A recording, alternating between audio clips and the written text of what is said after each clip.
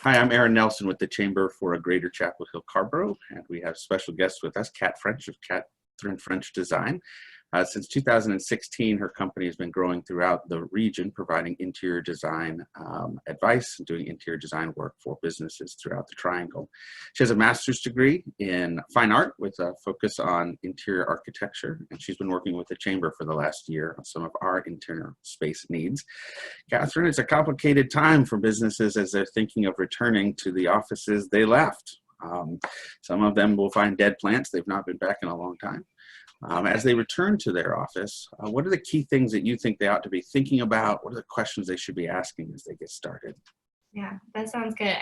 So we always start with listening to our staff, listening to the team, trying to figure out what is your comfort zone, what are your goals, how do you work? So obviously a lot of the different businesses are going to have different space planning requirements, but in general, you kind of want to start with your employees and establish that trust that you really are trying to accommodate and ensure that they're feeling comfortable coming back to work.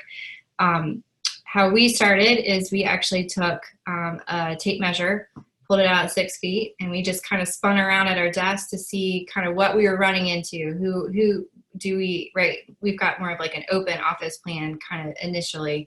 And we were like, right now we need to break away from that. We need to create our own little safe space zones. And so that 6 foot tape measure allowed us to figure out exactly where we needed to be. Let's move some desks. And then starting to think in terms of how do you create that barrier, or how do you at least just say, this is where that barrier is. So, do we need to put some tape down and just say, this is where my 6 feet start, you're not allowed in? Or having some more of those kind of ideas of what is near us and how do we work together in that. So first, there's the furniture, right? And right. Your recommendation is to figure out where it is and then spread it out. Are there other ways? Yeah. So let's say if let's say you've maxed out, and that's very common. So can you, instead of having everybody face each other, can you just rotate the desk so that way your desks are away from each other? Can you move some people maybe into offices? So where maybe you just had one person in an office and a team of people, can you now do 2 people in an office? So it kind of contains a little bit more. They're on the opposite ends. Can you can create barriers if there's no opportunity really to space farther apart? So, is it a plexiglass barrier so where you can still see each other, but you've at least got something that kind of comes up to keep germs or whatever from moving? Are there bookcases or other informal kind of ways that you can kind of create a barrier in the short term before moving towards like longer term furniture, office solutions? Are there other, so there's the physical furniture, and that's good advice. We put our people, I've seen many folks for collaboration purposes facing each other, right? Right. And so with painter's tape, are there other ways that might use flooring or other ways? Yeah, so there was a great firm that just showed a kind of a rendering lately of what if you used carpet. So let's update our carpet and let's create, maybe here's my black circle of my desk is in here. This place is my barrier. This is my safe zone. Now we're going to also use a different carpet or flooring transition. These are our designated pathways. You're seeing a lot right now of circulation. So in larger building office like environments, does the pathway only go in one direction, right? And it's just known that this is the way that we're going to travel, so you're not running into each other face to face. So there are some other ways that you can workshop it to kind of create that sense, in addition to just physically trying to move each other away. I know that there are some companies that they're recommending you shift days, so maybe you have half of your team show up at some point, the other half shows up at the other point. But and if that's an option, that's great. But for some of us, that may not really be something that we can accommodate. What about high touch surfaces? I think of there's so many doors to touch on the way in that they created a coffee station because they were generous and they want office or sodas. Or do you have any advice on how we set up? Yeah, doors are all propped open. Are they?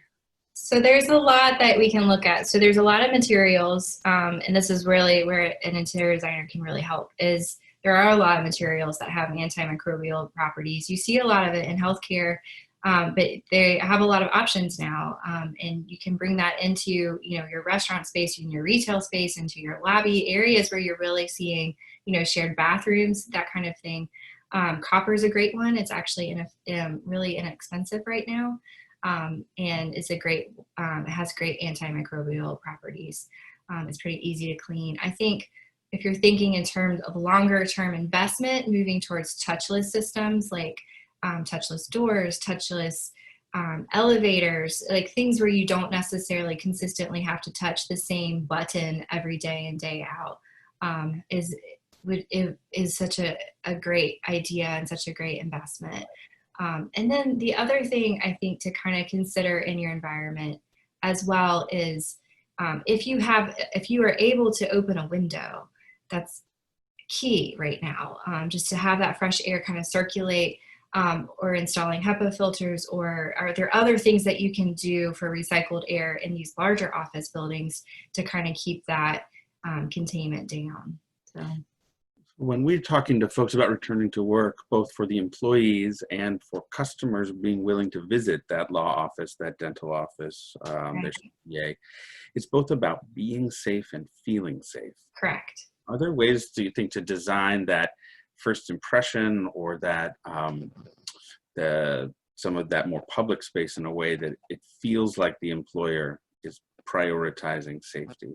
So I think there are, for sure. So I think if you're looking at something where there's a line, you know, I know Al's just put out his little, like, here's a Tar Heel print with a 6 next to it, and it's across the street from us right now in Southern Village. And I think that's a great little decal moment of just saying, like, this is where you can stand.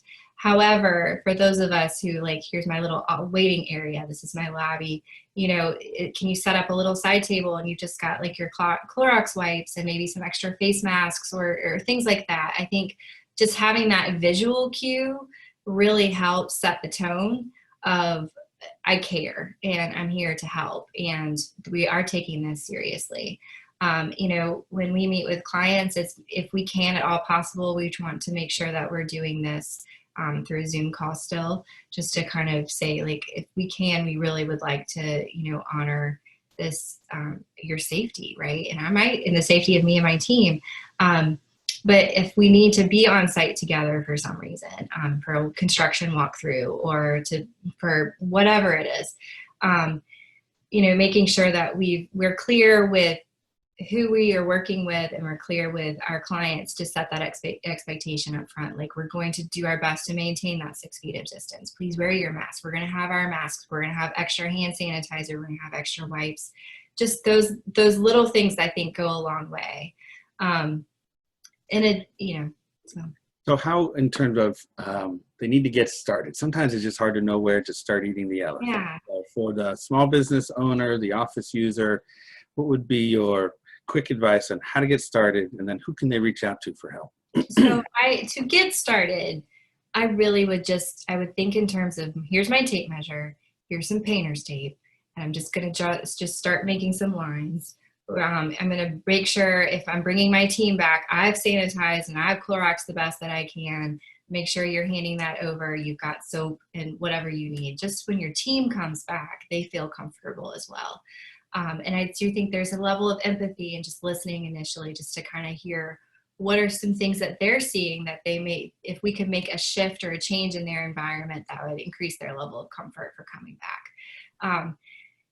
If, you know, if it feels really overwhelming, by all means, just give us a call. We have online consultations that it's really easy to set up, and we are more than happy. Somebody on the staff is more than happy to meet with you.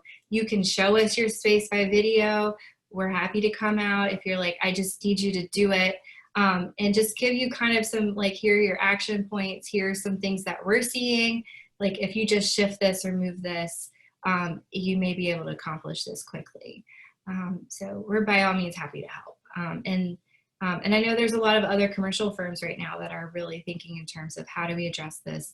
And I know you were saying that also there's quite a few in associations like that are kind of giving you your tips and your tricks on what are appropriate levels from, you know, public health officials saying like, this is what we really can or cannot do.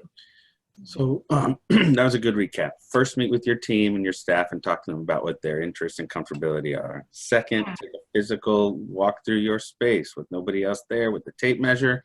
Swing it in the circle, see what it is. Take a look at flooring. Can you tape it off just to give a sense? Are there other flooring materials? Take a look at the physical space you said. Who's facing each other that can face away? Mhm. Who's in a big office who might be able to have a roommate if they are facing opposite directions? And then one of the barriers, either with existing stuff, bookshelf, or with not existing stuff Yeah. that you order and put in. And then reach out to a professional. Somebody like you can zoom through their office. Yep. We're happy to help. That's not a problem at all. We'd love to see other spaces. It's a judgment-free zone. It's just really a question of like, how can we help you implement what you need to implement so you can do your best work? Yeah. And I'll say to the businesses out there, begin looking at what your neighbor is up to. Call a friend and ask if you can walk through their space. Soon there will be first movers who have done some good work, and you may want to go see it and decide that you absolutely would never do that, or to go see it and say that's exactly what you'd like to do. Right. Kat and her team can show examples of what other people are working on and to give you some possible concepts before you do major investing to get started. There's a lot you can do if you're cash strapped. There's a lot you can do that is not like with your own stuff, right? Like there's a lot that an action plan that doesn't necessarily require a full renovation. So that's awesome. Well, I'm grateful that you are with us today. Yeah. I know it is a busy day for you all with folks needing your services and you supporting folks throughout our community. Kat French, thank you very much, of Catherine French Design. Yeah. And we look forward to seeing the rest of you all very soon. Absolutely. Thanks, Aaron. Really appreciate it.